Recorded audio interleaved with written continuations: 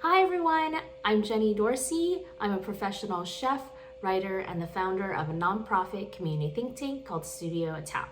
I wanted to first say thank you to Camden and Layla for inviting me to talk today about the intersection of food and social justice. Before I start, I want to acknowledge there's a lot happening in the world right now, and the subject matter today is also heavy. So please prioritize your mental health and do what you need to take care of yourself first. I have two goals for this speech today.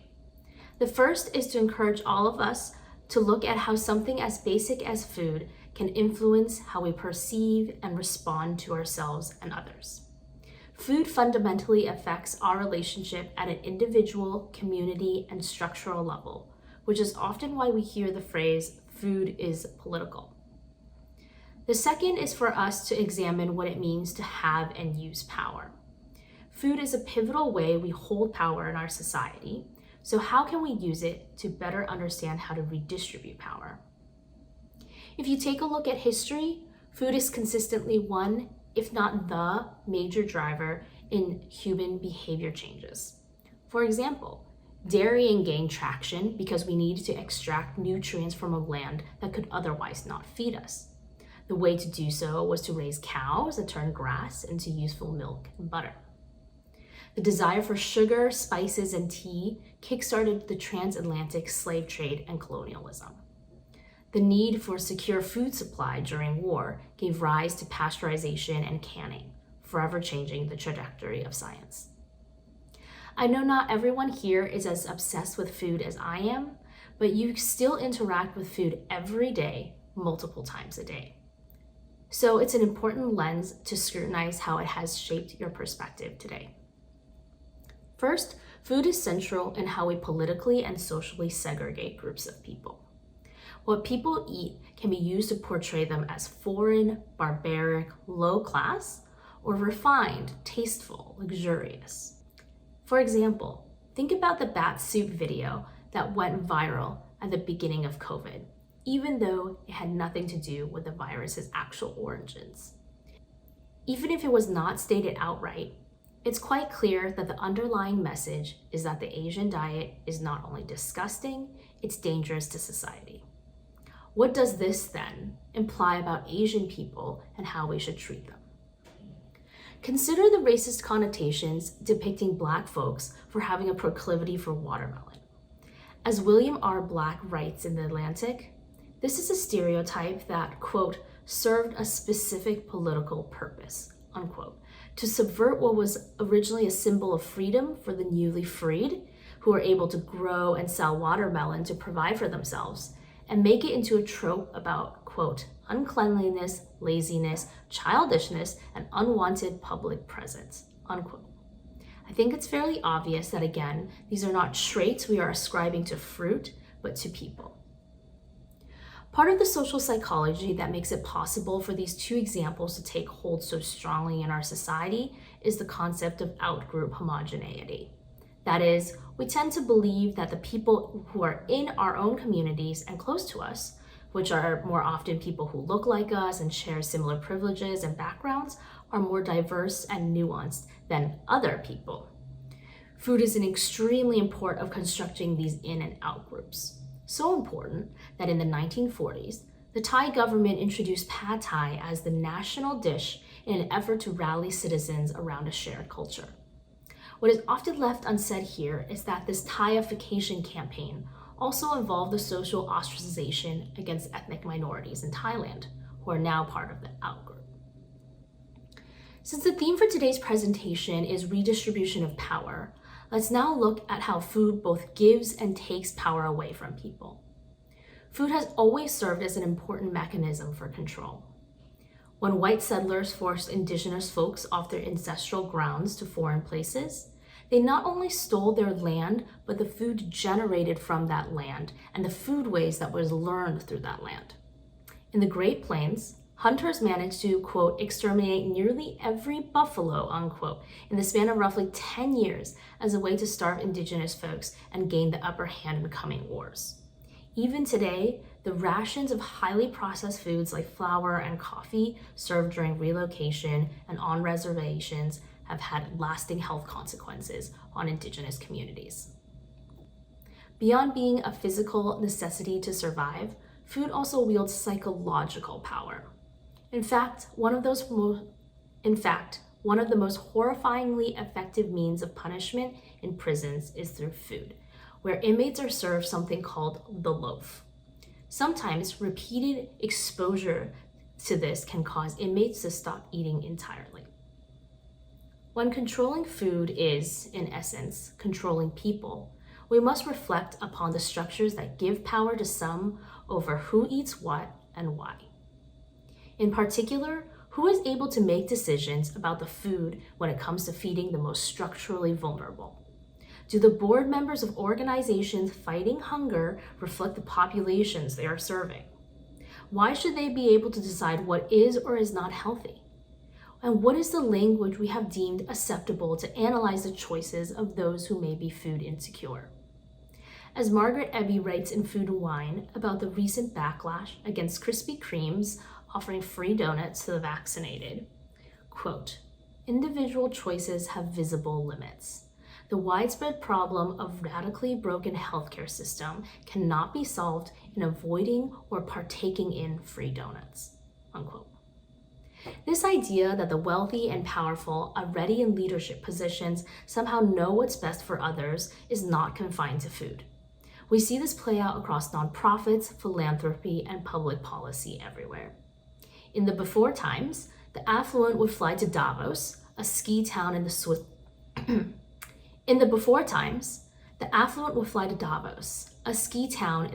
Alps, to hobnob with the world's political leaders and discuss how to solve the biggest problems facing society today, the same ones that they are completely shielded from ever dealing with. So this really begs the question, why do we attempt to build solutions from the opinions of those who have the most to gain from things staying exactly the same? If we agree that the collective goal is to reimagine a different future, how exactly do we do so with the same people in power? As Paul Vallely writes in The Guardian, quote, "Philanthropy is always an expression of power," unquote. Despite the positive impact places like the Bill and Melinda Gates Foundation have had, these organizations, quote, "can become fixed on addressing a problem which is not seen as a priority by the local people."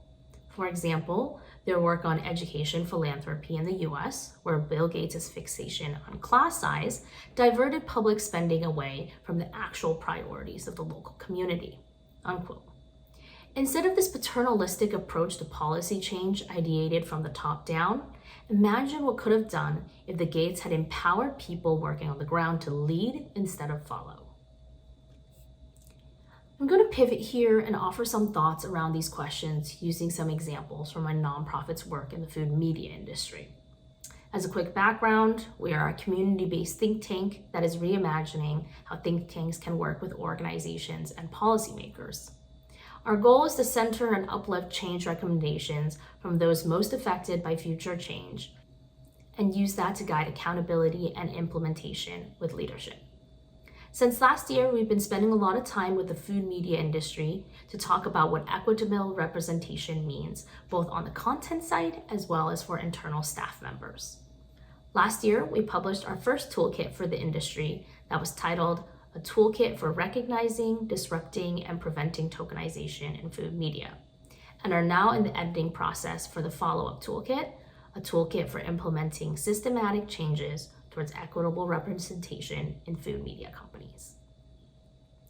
In our conversations with those who have had comparatively little power in the food media landscape, for example, freelance writers, staff photographers, etc., a commonly recurring ask was for more BIPOC, or Black, Indigenous, and people of color, to be in decision-making and leadership roles.